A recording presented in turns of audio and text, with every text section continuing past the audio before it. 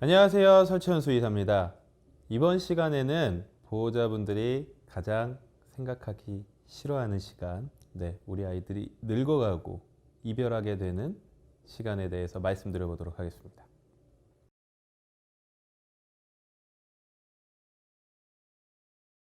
이런 얘기가 있습니다. 반려견들의 유일한 단점은 우리보다 시간이 빨리 간다는 것이다. 저도 정말 동감을 하는데요. 강아지의 시간은 절대적으로 보게 된다면 사람보다 4배에서 5배 빠르게 흘러가게 됩니다. 그리고 그 시간은 덩치가 큰 친구일수록 더 빠르게 흘러갑니다. 우리가 평균 수명을 얘기할 때 소형견의 경우 15년, 대형견의 경우 12년 정도라고 얘기를 하게 되는데요. 그 이유가 천천히 성장하는 사람과 달리 개들은 태어나서 1년령까지 소형견, 대형견 할 거 없이 거의 성장을 완료하게 됩니다.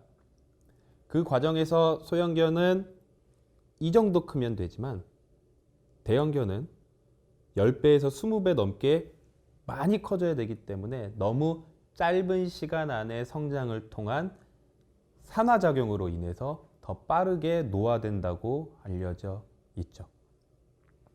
크기에 따라서 조금씩 다를 수 있지만 2살 정도라고 하면 사람으로 보면 20살, 대형견의 경우는 30살이 넘었다라고 볼 수도 있습니다.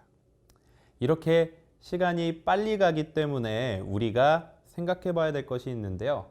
바로 첫 번째는 조금 더 함께하고 잘못한 것보다는 잘한 것을 칭찬하면서 즐겁고 행복한 시간을 많이 만들어야지 나중에 후회하지 않을 수 있다는 것이고요.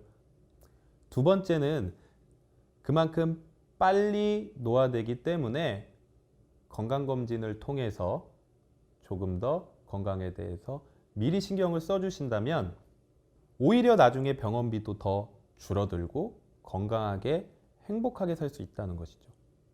보통 건강검진은 1년령 정도 어렸을 때 한 번 실시를 하고 중년이 넘어갔을 때는 1년에 한 번 아니면 조금 더 신경을 써주신다면 6개월에 한 번도 추천을 드립니다. 어렸을 적에 하는 건강검진은 보통 유전적 질환, 우리가 쉽게 확인하지 못하는 유전적 질환이 있는지 확인하는 것과 또 하나는 건강하다면 나중에 건강검진을 했을 때 기준을 만드는 과정이 됩니다. 보통 5살이 넘어가면 1년에 한 번씩 검진을 하다가 8살에서 10살이 넘어간다면 가능하다면 6개월에 한 번씩 하는 게 가장 안전하긴 한데요. 6개월이라고 한다면 사실 사람의 2년 정도까지도 볼 수 있는데 사람들도 보통 1, 2년에 한 번씩 건강검진을 하기 때문에 이렇게 하는 게 가장 안전합니다. 하지만 너무 부담이 되거나 시간이 짧다라고 느끼시면 1년에 한 번씩은 특히 10살이 넘어간다면 1년에 한 번씩은 건강검진을 하시는 것을 추천드립니다. 또 이렇게 건강검진을 해야 하는 이유 중에 하나는 반려견들은 아파도 말을 못하기 때문인데요. 저도 실제로 방송이나 여러 상황에서 강아지들이 한마디만 할 수 있으면 어떤 걸 할 수 있으면 좋을까요? 라는 질문에 한 번도 빠짐없이 다 나 아파요 라는 말을 했으면 좋겠다라고 말씀드립니다. 강아지가 나이가 들고 몸이 약해지면서 병이 들 수 있습니다. 이럴 때도 강아지는 자신의 상태를 말할 수 없는데요. 보호자는 이런 강아지의 상태를 정확히 알 수 없으니 불안하고 초조할 수 있습니다. 강아지는 시간이 흐를수록 혼자 있거나 조용한 곳에서 누워 잠을 자는 시간이 많아지고 보호자의 곁에서 조금씩 멀어지려고 할 수 있습니다. 동물들은 실제로 사람보다는 통증에 조금은 둔감하기도 하고요. 그리고 통증을 표현했을 때 약점을 노출하는 것과 같기 때문에 오히려 감춘다고 얘기하고 있습니다. 하지만 이런 통증들을 감춘다고 해서 아무것도 아닌 게 절대 아닌데요. 저도 실제로 행동진료를 볼 때 가장 먼저 확인하는 게 혹시라도 아이들이 말로 표현 못하는 통증이 있진 않은지를 확인합니다. 실제로 너무 친근하고 잘 지내던 골든 리트리버가 갑자기 다른 강아지들과 사람에게 짖는 모습을 보였을 때 관절 평가를 했더니 고관절 이형성증이 나타났고 그 통증으로 인해서 예민해지고 문제 행동을 보일 것이라고 추측을 하고 수술을 통해 그 문제를 해결해 줬을 때 문제 행동도 다 사라진 경우도 있었습니다. 통증이라는 것은 일상생활의 스트레스를 높이게 되면서 다른 자극들에 대해서 더 예민하게 만들 수도 있기 때문에, 그리고 삶의 질을 떨어뜨리기 때문에 보호자분들이 예민하게 살펴봐 주시는 것이 중요한데요. 평소에 보호자 스스로 몸을 좀 확인하는 습관을 들이시는 게 좋고요. 나이가 들수록 더 세심하게 마사지 등을 통해서 어디를 만졌더니 조금 근육이 긴장되고 불편한 모습을 보이는지, 아니면 도망가려고 한다거나 좀 심하게는 공격적인 모습까지 보이는지 꼭 확인해 보시는 것이 중요합니다. 또 나이가 들어가면서 우리가 간과할 수 없는 것이 바로 치매입니다. 제가 이런 말씀을 드리면 많은 분들이 강아지도 치매에 걸려요? 라고 물어보시는데, 네, 맞습니다. 우리가 흔히 말하는 치매, 강아지들의 인지장애는 우리가 생각하는 것보다 엄청나게 많습니다. 미국의 연구 결과를 보면 12살이 넘은 반려견의 30%가 인지장애, 치매 증상을 보이고 있고요. 15살이 넘은 반려견의 70%가 치매 증상을 보이고 있다고 알려져 있습니다. 단지 우리가 이 치매 증상에 대해서 관심을 주지 않아 잘 모르고 있을 뿐인 거죠. 만약에 치매가 의심된다면 검사 방법도 있지만 여러분들은 가장 먼저 이 5가지를 확인해 보면 좋습니다. DISHA라고 하는데요. 그래서 줄여서 우리가 DISH라고도 얘기를 하는데요. D는 디스오리엔테이션, 방향감각 상실입니다. 방향감각이 떨어지게 되면 무의미한 행동들을 하면서 한 방향으로 계속해서 돈다거나, 아니면 침대 및 소파 및 책상 밑 같은 데 들어갔다가 빠져나오지 못하는 행동들을 보이게 됩니다.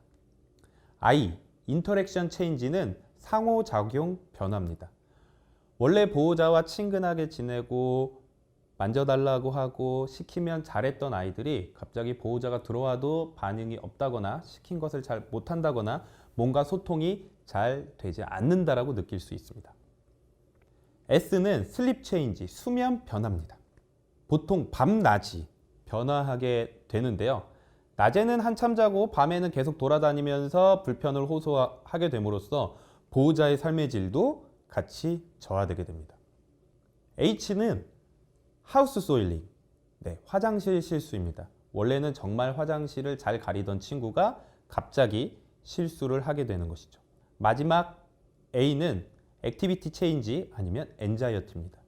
활동량이 갑자기 줄어들거나 평소에 불안하지 않았던 것들에 대해서 불안해한다면 또 치매를 의심해 볼 수 있습니다. 이런 치매를 예방하기 위해서는 우리가 꼭 생각을 바꿔야 되는데요. 많은 분들이 노견이 되게 되면 아우, 얘 힘든데 아무것도 하지 말아야지 라고 생각을 하는 경우가 많습니다. 하지만 반대입니다. 노견이 될수록 더 산책도 시켜주고 정신적으로 자극이 될 만한 활동들을 제공을 해줘야 되는데요. 우리 어르신들도 치매를 예방하기 위해서 뭘 가장 많이 하시죠? 운동도 하시고, 아니면 회관에서 고스톱을 치시기도 합니다. 그런 것처럼 강아지들도 노견이 될수록 신체적으로 무리가 되지 않는 산책과 보호자와 함께하는 교육을 통해서 정신적으로 계속해서 자극을 줘야지만 치매를 예방할 수가 있습니다. 저도 사실 저의 첫 강아지 슈나가 마지막에는 치매로 상당히 고생을 했었는데요. 지금 항상 미안하고 지금도 생각나는 게 치매일 때 제가 힘들다고 화도 내고 좀 미워했던 적도 있었기 때문입니다.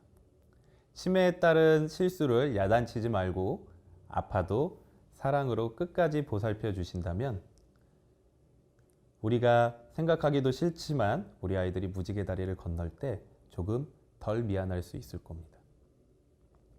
마지막으로 많은 분들이 강아지들이 무지개 다리를 건널 때 많이 힘들어 하십니다.